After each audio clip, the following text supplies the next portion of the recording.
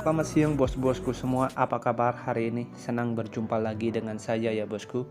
Oke bosku, di kesempatan hari ini saya kembali bakalan bahas laga Piala Dunia 2022 yang diselenggarakan di Qatar ya bosku. Oke, jadi sebelum saya lebih lanjut ke pertanyaan kita untuk laga nanti malam ya bosku, atau pembahasan kita untuk laga nanti malam, di mana di laga kemarin di sini prediksi kita masuk ya bosku, ada berapa pasaran handicap ataupun over under, tapi sangat disayangkan di kemarin ini saya agak ngeblank ya bosku. Jadi ini saya malah tergiur dari pasangan bil-bil orang yang di grup ya bosku, tapi saya tidak percaya dengan prediksi sendiri.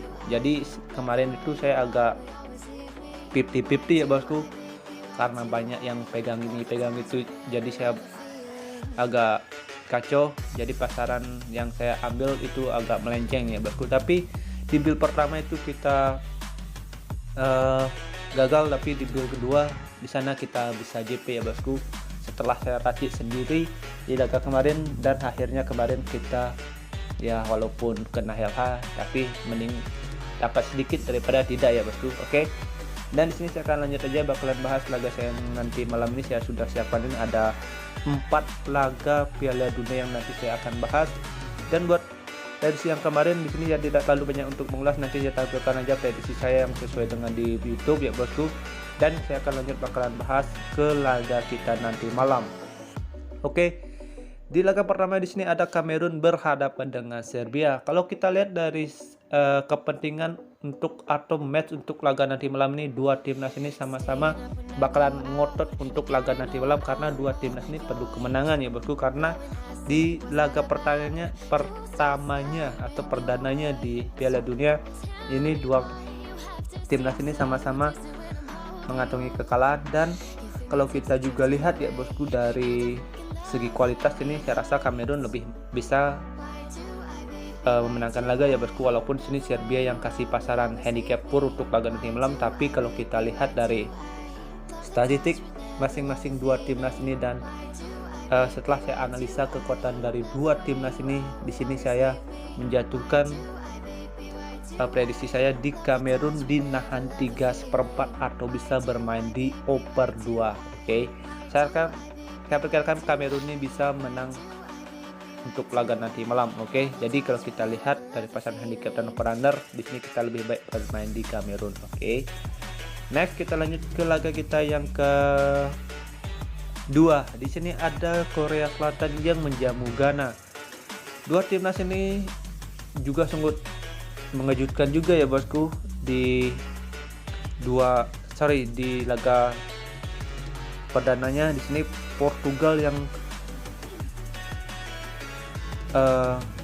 memenangkan laga di leg pertama ya bosku, berhadapan dengan Kamerun itu dengan skor 2-3. Tapi ini Ghana juga cukup menyulitkan Portugal ya bosku. Jadi di sini kalau kita lihat dari laga kemarin Portugal saya rasa juga agak kesulitan berhadapan dengan Ghana. Di sini Ghana timnas yang kita bisa perhitungkan untuk laga nanti malam berhadapan dengan Korea. Di sini juga pun Korea yang juga tampil cukup bagus ya bosku di laga pertamanya ya bosku di Piala Dunia ini.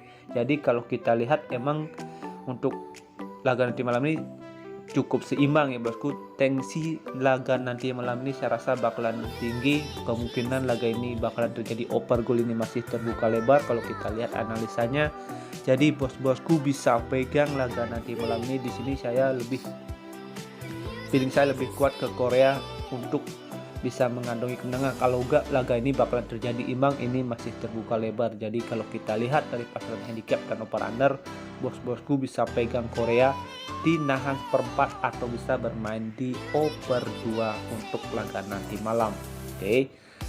Dan next di laga kita yang ketiga, di sini saya ada di timnas Brasil yang berhadapan dengan Switzerland.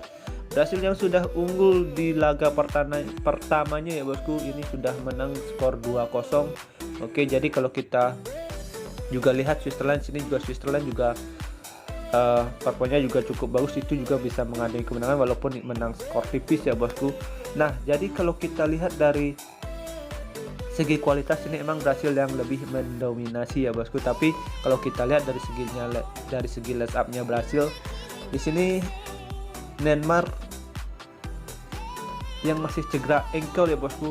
Di sini saya masih 50-50 untuk laga nanti malam, tapi Rafinha dan tim-tim atau line up yang dimiliki oleh Brasil ini juga cukup kuat di lini tengah ataupun lini depan. Kemungkinan laga ini bisa aja terjadi imbang ya bosku, atau di sini bisa aja Brasil menang tapi dengan skor tipis. Kalau menurut analisa saya, kemungkinan ini Brasil bisa menang itu dengan skor tipis masih ada.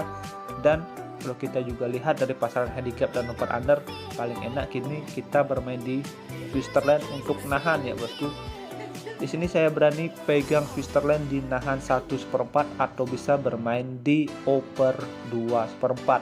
Oke. Kalau enggak laga ini bakalan terjadi imbang, di sini Brasil bisa mengandung kemenangan tapi dengan skor tipis ya bosku.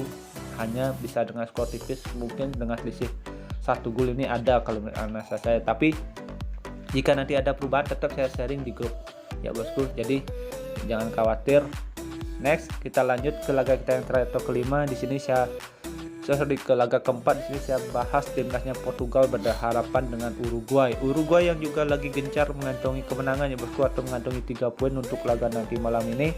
Portugal yang kalau kita lihat ya bosku, performa pertamanya berhadapan dengan Ghana ini juga cukup bagus. Oke, jadi kalau kita juga lihat ya bosku, di sini Uruguay juga lagi gencar banget ya bosku mengantongi 3 poin untuk bisa mengamankan posisinya, bisa lolos ke babak 16 besar.